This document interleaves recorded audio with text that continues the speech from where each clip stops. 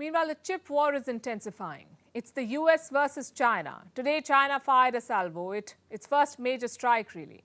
China has banned an American company, a memory chip giant called Micron Technology. On what grounds?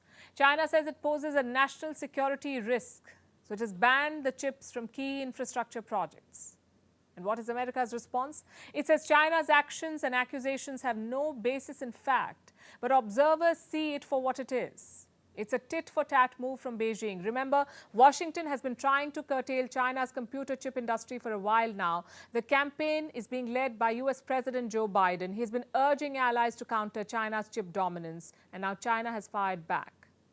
What does it mean for the company, for the chip industry, and for the world? Our next report explains. The US-China chip war. It's one of the battlefields where the world's two biggest economies are trading blows. The fight is over advanced computer chips and the ability to make and use them. Over the past year, Washington has been on the attack. It blocked China's access to chip-making equipment and urged allies like Japan and South Korea to restrict chip sales.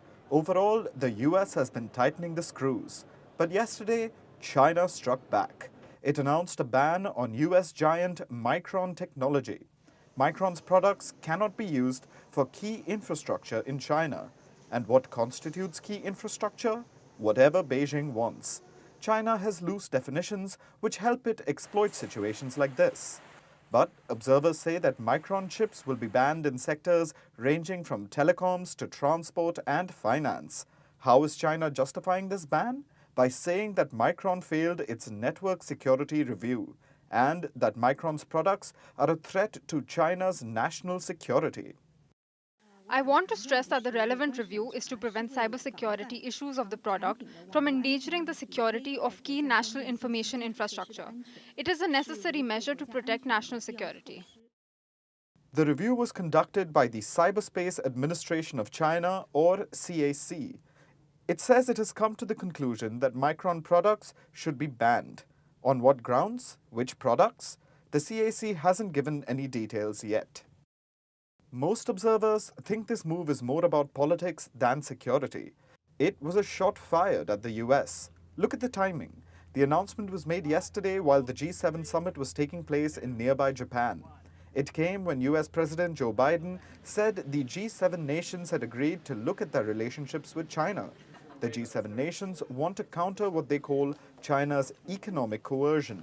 They want to de-risk and diversify their ties with Beijing. So it seems that China hit back with the Micron ban. Micron says it looks forward to continuing to engage in discussions with Chinese authorities. What choice does it have?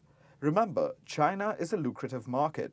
Last year, about 10% of Micron's $30 billion revenue came from mainland China. It's about 16% if you include Hong Kong. But there may be a silver lining. Micron produces chips that go into smartphones and computers. It has chips for infrastructure too, but that's a smaller part of Micron's business.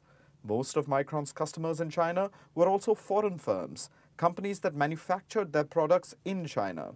Technically, they haven't been barred from buying Micron products, so it isn't clear how much Micron will suffer due to China's ban. But despite the possibly weak impact, Beijing's move is still seen as an escalation, a return of fire in the chip war. The question is, how will the US respond to the latest salvo? We'll keep you updated.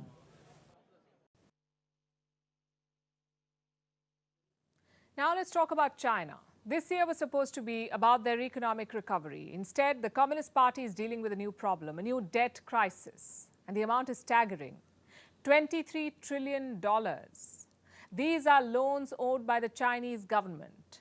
And a large chunk of this debt is accounted for, like what the Chinese government has borrowed by issuing bonds to the general public. This is accounted for, and this is not the problematic part. What's causing an alarm is the hidden debt in China. Now, what's hidden debt? These are loans taken by local governments. They're off the books.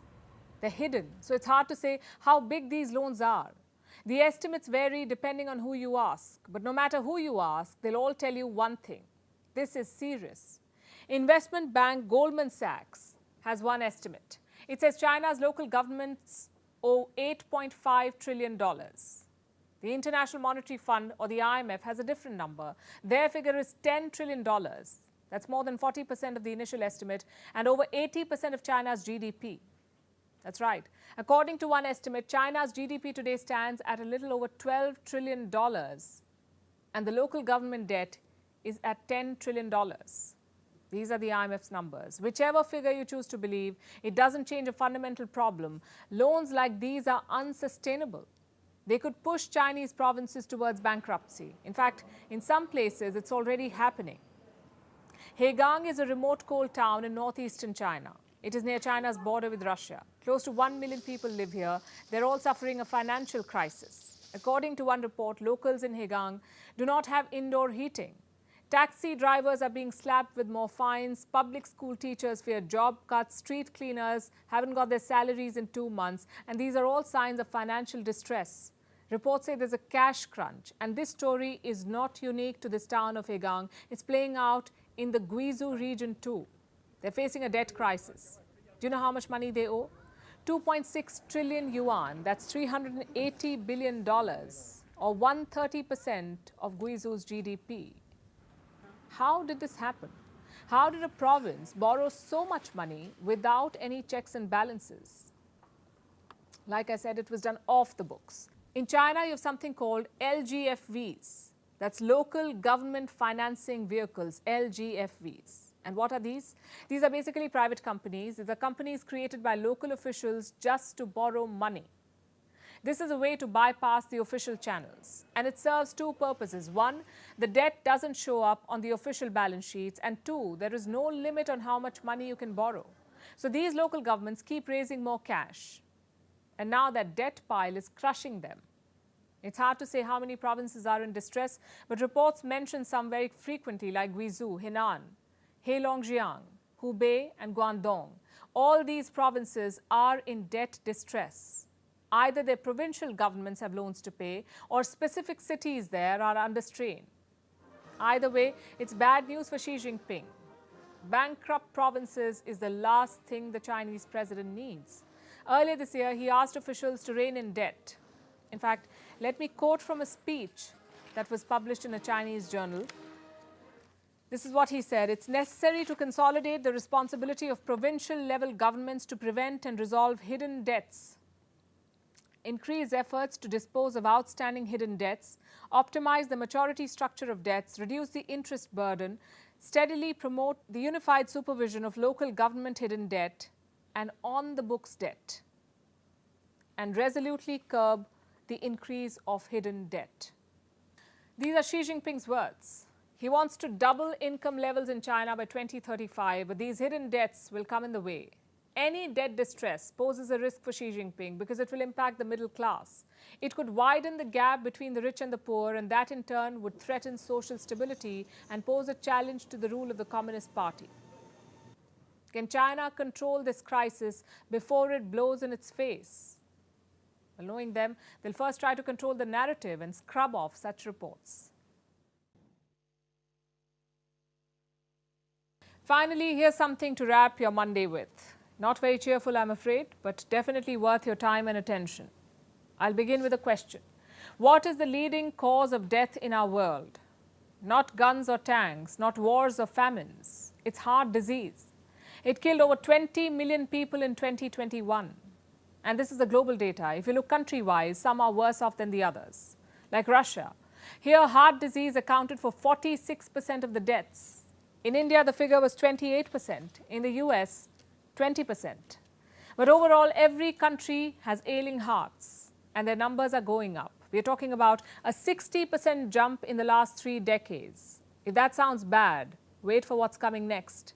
80% of all cases of cardiovascular disease are preventable. So why aren't we doing something about it? Our next report tells you. This is the human heart. It is our most important muscle, also the strongest one. It is only the size of our fist, but it pumps about 5 liters of blood through our system every minute. That's over 7,000 liters per day. Quite the workload, right?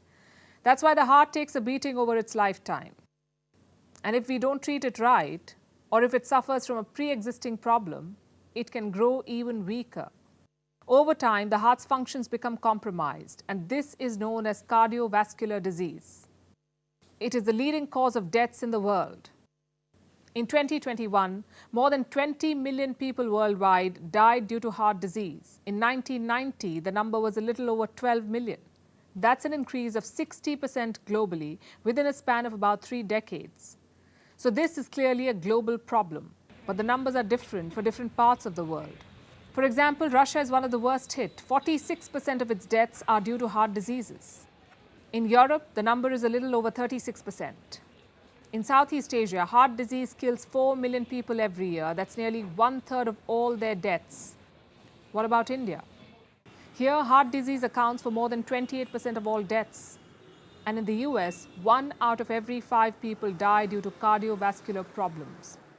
In the next 30 odd years, these cases could jump by 30%. And the increase in deaths by heart problems is a growing fear globally. The question is why? Cardiovascular diseases are more common among adults than in younger people. And the world is aging. By 2050, 1 in 6 people in the world will be over 65 years of age. That's nearly double the number of aged people today. So heart diseases have more people to prey on. Also think about the conditions behind the risk of heart disease, like high blood pressure, diabetes, obesity. All of these are on the rise. Worldwide, obesity has nearly tripled since 1975 and diabetes has quadrupled. Also, let's not forget smoking. It increases the risk of heart disease by about 4 times and over 22% of the population uses tobacco. All of these conditions are often developed at a younger age. So as people get older, the risks of heart disease increase. But guess what? 80% of all cardiovascular diseases are preventable only if we do our part. Like exercising, eating healthy and not smoking, simple things can do wonders for our body. Our governments can do their part too. The World Health Organization says they should spend at least 5% of their GDP to bring down the cardiovascular death rates. But countries often don't hit the mark. The fact is, investing in healthcare saves lives. The evidence is indisputable. So it's time the world takes better care of its hearts. In Italy, the headlines are all about fire and floods. First, they suffered the worst flooding in 100 years. Now they're dealing with a volcanic eruption. We're talking about Mount Etna. It is Europe's most active volcano and it has erupted. It is spewing volcanic ash in the southern island of Sicily. Meanwhile, at the other end of the country, at least 14 people have died due to flash floods. More than 36,000 people have been evacuated from the northern regions of Italy. It's so bad that Prime Minister Giorgia Meloni had to cut short her visit to Japan. She was there for the G7 summit. She had to rush back home to deal with the situation. And she says that her country may need the help of the European Union to rebuild. Here's a report. This is Mount Etna, the most active volcano in Europe. It erupted on Sunday. Plumes of volcanic ash flew out of Mount Etna's crater. The volcano is located in the island of Sicily, near coastal cities in the east. The popular tourist destination, Catania, is being engulfed in falling ash. It's covered in a layer of soot and grime. Its airport had to be shut. Flights to and from Catania have been suspended. But it's not something unusual for the area.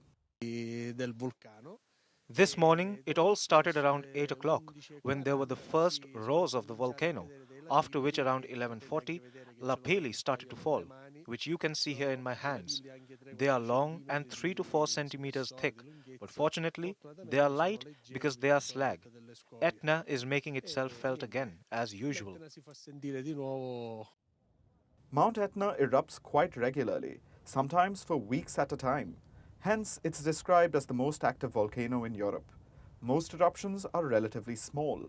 Mount Etna's last major explosion was in 1992. So Italians may not be overly worried about Etna, especially as a different natural disaster in the country's north is making headlines. The worst floods in over 100 years. Italy's Emilia-Romagna region is inundated. Floods have killed at least 14 people. To make matters worse, the Emilia-Romagna region is an agricultural bastion in Italy. We have never been in a situation like this. Never. The problem is that now we have to see how these plants there, with all that stuff around them, react. And it isn't just normal floods that are affecting the locals.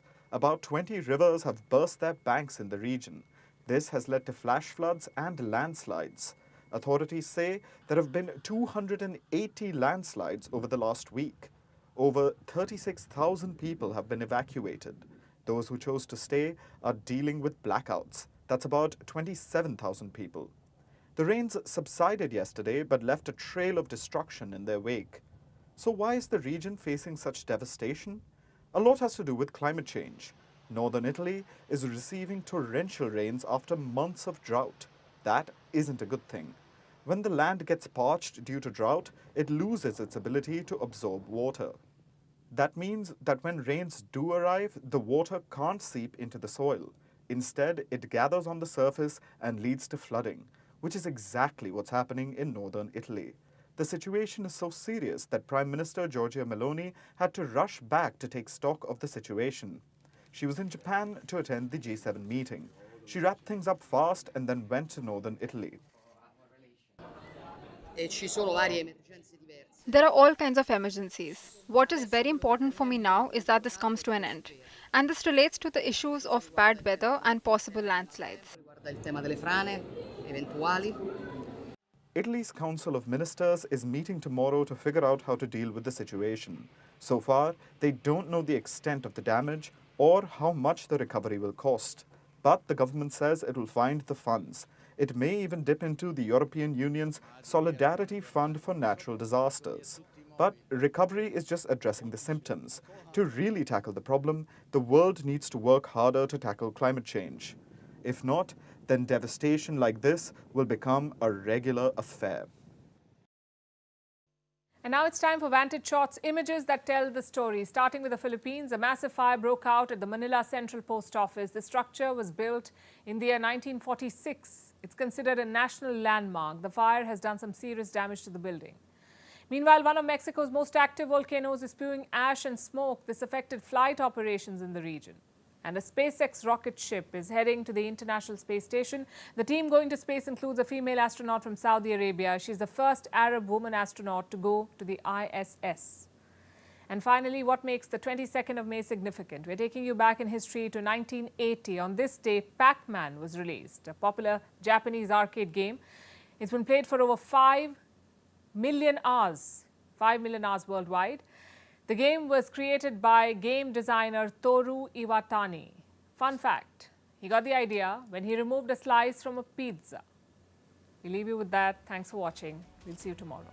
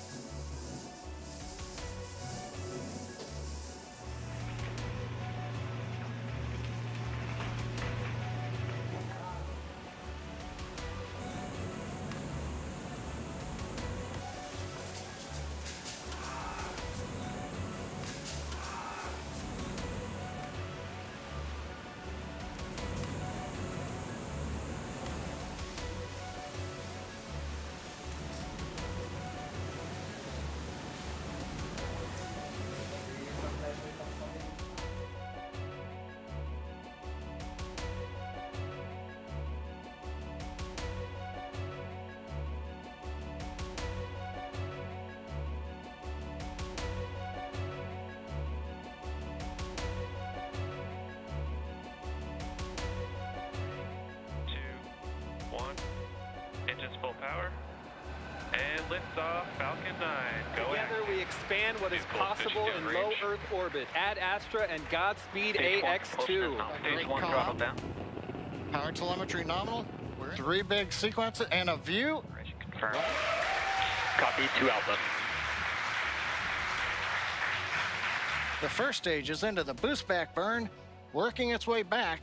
To help steer the booster down. Landing leg deploy. This is the first time that we have performed a land landing on a crew mission. Thank you so much for all your support getting us here.